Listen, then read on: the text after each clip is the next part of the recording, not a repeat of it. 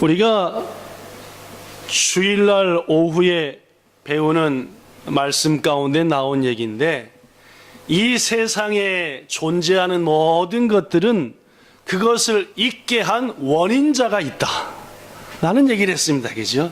누가 한 얘기입니까? 철학자들이 하는 얘기죠. 이 세상에 있는 모든 것들은 그곳에 있게 한 원인자, 있게 만든 그러한 존재가 있다는 말입니다. 예를 들면은 지금 우리 교회 안에 가장 먼저 뭐가 보이십니까? 성지 집사님. 아, 제가 보이는구만요. 자, 부연자 권사님 뭐가 보입니까? 아, 십자가가 보이고. 야마우지상 교회의中で何が一番見えますか? パッと見たら何が見えますか? 何でもいいです。お花、綺麗ですね、今日は。余神ちゃんの4回目の誕生日が昨日で、特別にハートか丸か、なんか、花が見えます。そうですね。선영 권사님은 딱 교회를 보면은 딱 팟도 볼 때 뭐가 먼저 보이십니까? 강대상이라고 하셨나요? 아, 예. 이 선풍기를 더워서 세게 틀어놨더니 선풍기 소리가 크게 들려서 여러분 소리가 안 들렸어. 주집사님은 뭐가 보이십니까? 아, 십자가. 나르호도. 윙상은 뭐가 보입니까? 딱 봤을 때 그냥 보이는 거, 정답은 없으니까. 아, 제가.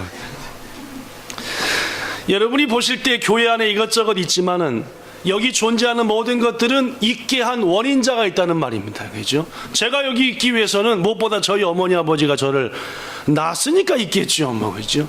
십자가가 여기 있는 것도 4년 전에 만들었습니다. 우리가. 뭐 전부 다 마찬가지입니다. 하나도 어저께 석환 이사님이 정성을 다해서 꽂았습니다. 모두 다 이 땅에 존재하는 모든 것들은 그것을 있게 한 원인자, 있게 만든 분이 계시다.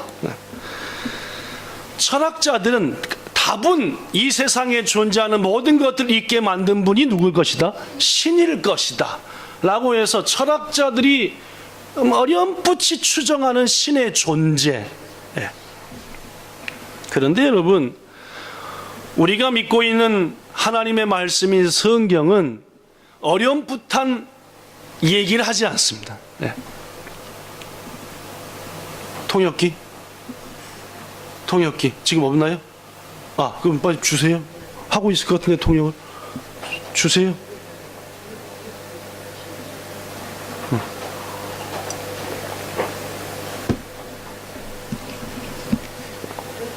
자, 우리 윙 성도님의 동생이 왔는데 인사합시다. 우리 신짜오. 시작. 신짜오. 안녕하십니까? 그 말입니다. 저 또라세요. 리브이더 어크감만. 만나서 반갑습니다인데 그럼 만난다 몰라. 좀 제젠찌가오? 제젠찌. 어떠시? 그게 이상한네. 이게 좀 억양이 많더라. 아, 젠젠찌가오구나. 연습 엄청나게 열심히 했는데 틀렸네. 신짜오만 비슷하게. 안녕하시냐, 만나서 반갑다고 인사한 건데, 안녕하시자만 조금 통한 것 같고, 만나서 반가운 건 젠진 안 통한 것 같습니다. 이거 어떻게 하냐, 하여튼. 미안하게 생각. 본격적으로 한번 베트남 말을 공부해 보려고 제가 윙씨를 위해서 아무리 생각해도, 이 어려운 한국말을 그냥 들으라는 것은 무리니까 저도 좀 공부하고 자기도 좀 공부하면 좋지 않을까 해서 틀렸구나. 근데 저 동생분이 오셨는데 굉장히 석학이십니다. 아주 지혜로우시고 그쪽에 여러 가지 분야 리드할 분인데, 그래서 한번 베트남 말로 인사를 했더니 완전 망쳤네. 완전 망쳐. 됐습니까? 이제 이거 잘 됐. 요크 기고해마스까? 지하크노 것도 봐. 오케이. 자, 이 땅에 존재하는 모든 것들은 그것을 있게 한 분이 계시다. 이게 철학자들의 어렴풋한 신의 존재에 대한 생각입니다. 그러나 성경은 어렴풋하게 말하지 않습니다. 이 땅에 존재하는 모든 것은 하나님이 만들었다 라고 단정한다는 말입니다. 창세기 1장 1절 읽어볼까요? 천천히 시작. 태초에 하나님이 천지를 창조하시니라. 물론입니다. 이 모든 천지를 하나님이 지으셨다. 바로 다음에 나오는 요한복음 1장 1절 이하의 말씀에도 태초에 주께서 계셨으니 그 주님 예수께서 하나님과 함께 계셨고 그분 없이는 이 땅에 모든 것 만들어진 거 하나도 없다. 모든 게 그분을 통해서 뭐했다? 만들어졌다 라고 말합니다. 여러분, 이 세상 존재하는 모든 것들이 하나님을 통해 만들어졌다는 것을 우리가 어떻게 합니까? 믿음으로 아는 거예요. 자, 히브리서 11장 3절 시작. 믿음으로 모든 세계가 하나님의 말씀으로 지어진 줄을 우리가 아나니, 물론입니다.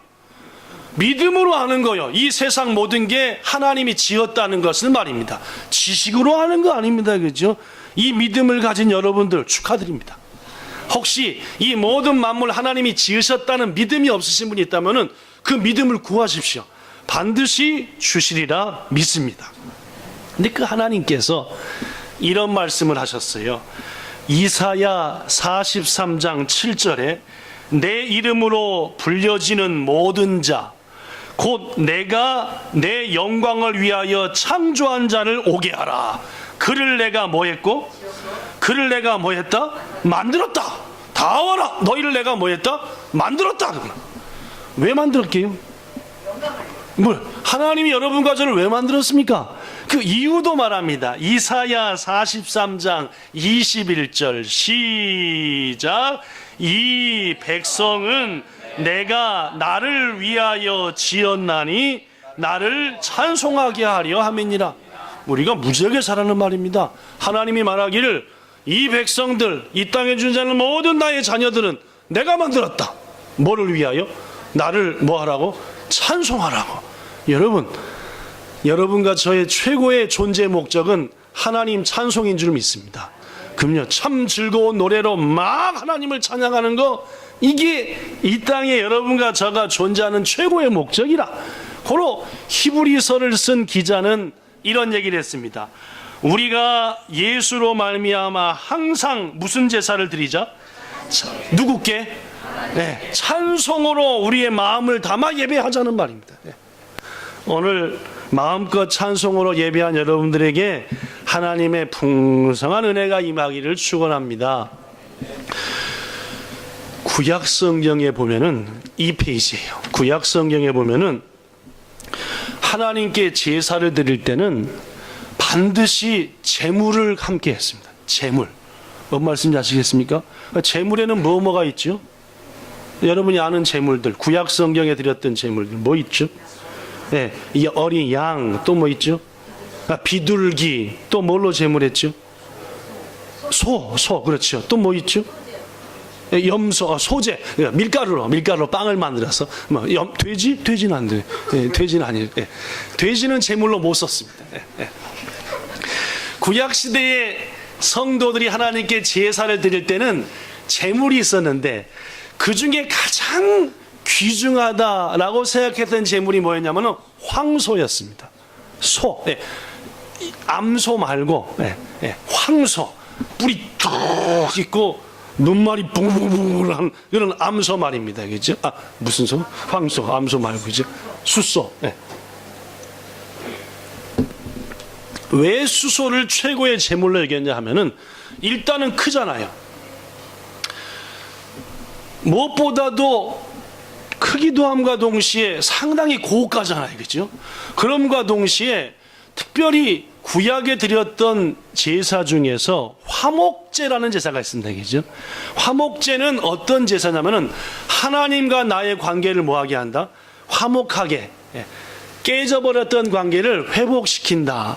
또 성도와의 관계도 뭐한다? 화목한다 해서 화목제는 반드시 뭐 하는 게 있어요? 제사 후에?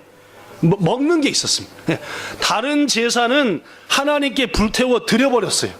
근데 화목제만큼은 불태워 드리는 것은 피와 기름밖에고, 피와 기름이고 나머지 모든 맛있는 부분은 제사장도 드리고 그 다음에 제사를 드렸던 제주가 다시 가져가요. 가져가서 뭐 하는 거죠? 다 먹어야 됩니다. 율법에 보면은 최소 이틀까지는, 최대한 이틀까지는 안 썩었어요. 3일째 되면 어떻게 되었어요? 썩어버렸대요. 하나님이 썩혀버린 거라. 그러니까 황소 큰 건 하나님께 드렸다. 절반을 받아왔다. 그럼 한 150kg 되잖아요. 그죠? 150kg를 몇 명이서 먹을 수 있죠? 우리 주일날 옥상에서 10kg 먹으면 한 30명이 빡 떨어지는데 150kg면 얼마인지 큰지 알겠죠? 그죠? 그러니까 몇 사람이 먹어야 돼? 150kg면은 10kg에 30명, 150kg 몇 명? 야, 계산 안 나네. 500명쯤, 그죠? 500명쯤. 무슨 말이냐면은, 한 번 화목제를 드리면은, 500명의 사람이 모여 먹을 정도의 고기가 준비된다는 말이겠죠. 그러니까, 하나님께서 왜 그것을 썩어버리겠냐면은, 그날로 먹어야만이 더 많은 사람을 불러서 화목하니까. 네, 그러라고 썩어버리게 하신 거예요. 여하튼, 구약 성도들에게 있어서 로망, 즉, 소망이 뭐였냐면, 나도 한번 뭘로 제사 드려보자? 황소로 한번 드려보자. 이게 소망이었어요. 하나님 앞에 나도 최고의 제물로 한번 드려보자. 이게 구약 성도들의 꿈이고 소망이었다는 말입니다.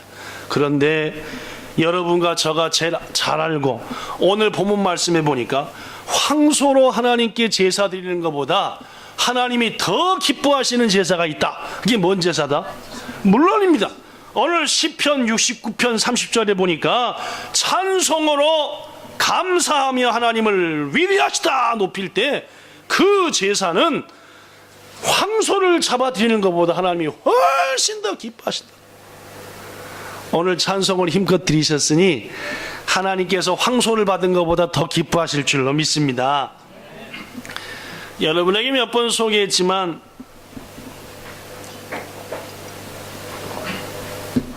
역대하 5장에 보면은 솔로몬이 성전을 완성시켜 놓고 하나님 앞에 그 성전을 자 우리가 만들었지만 이제부터는 하나님의 것입니다. 하나님께 드립니다. 봉헌 예배 높이 올려 드렸다. 봉헌 예배를 드립니다. 이 봉헌 예배를 드릴 때 이 솔로몬이 가장 심혈을 기울였던 두 가지가 있는데 하나는 엄청난 제물을 준비했고 또 한 가지는 성가대를 준비했습니다. 보니까 역대하 5장 12절에 성가대의 책임자가 누구냐면 아삽, 헤만, 여두둔 그와 모든 형제들 수천 명쯤 되리라고 생각합니다. 뭘 입었다? 세마포, 하얀색 옷이요. 그러니까 요때부터 찬양대원들이 뭘 입었어요?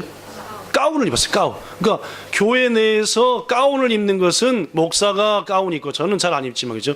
우리 찬양대원들이 가운을 입어요. 세마포 가운을 입었다고 합니다. 구별됐다는 뜻입니다. 하나님께 특별히 구별됐다.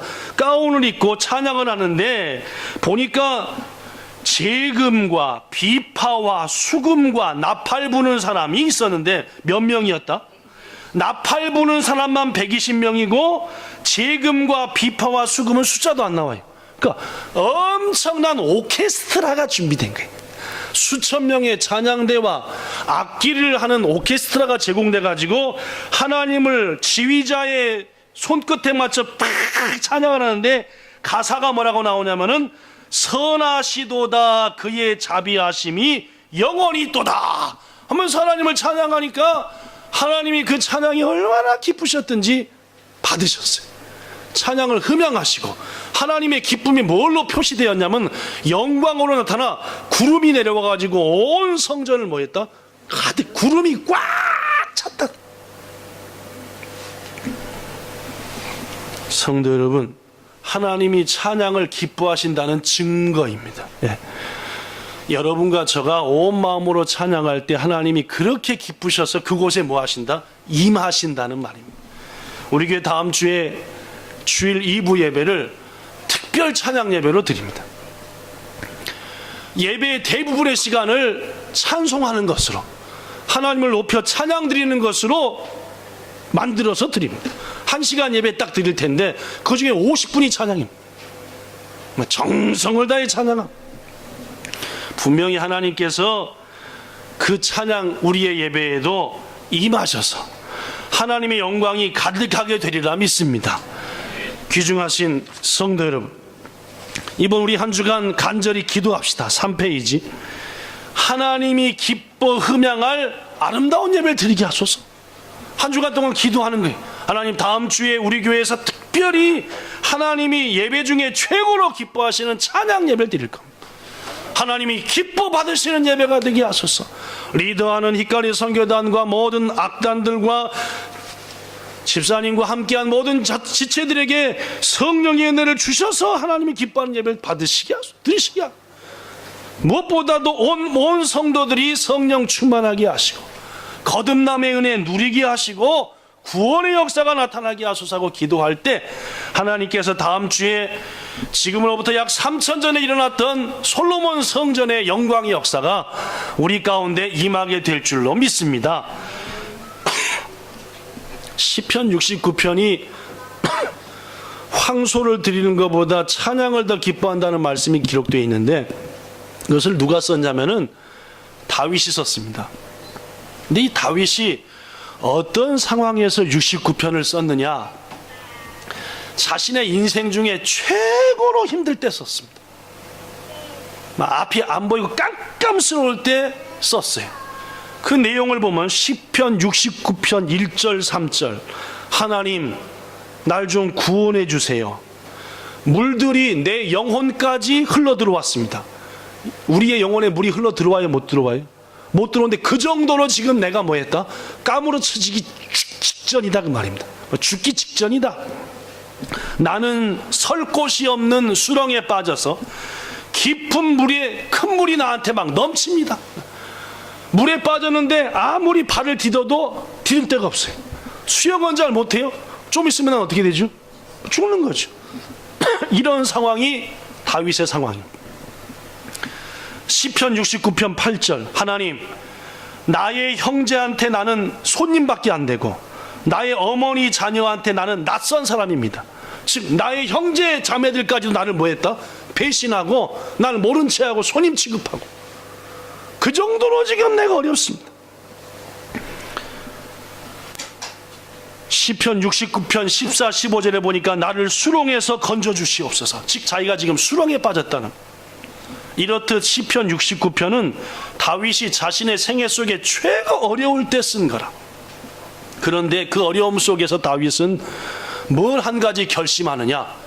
내가 지음받은 것은 하나님을 찬양할 목적인데 내가 좀 힘들고 고통스럽다 해서 이러고 있으면 되겠냐? 뭐 하자? 찬송을 하자. 뭐 할수록? 어려울수록. 뭐 할수록? 힘들고 고통스러울수록. 내 상황이 도대체 깝깝할수록 이 상황 속에서도 오히려 뭐하자? 찬송하자 해가지고 29절 30절 시작.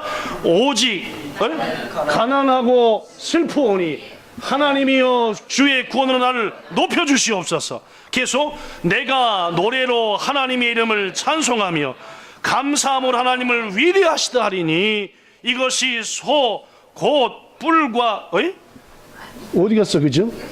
왜 안 나와, 그죠? 예. 어이, 안 나오네, 그죠? 예. 어디 가버렸네, 그죠? 예.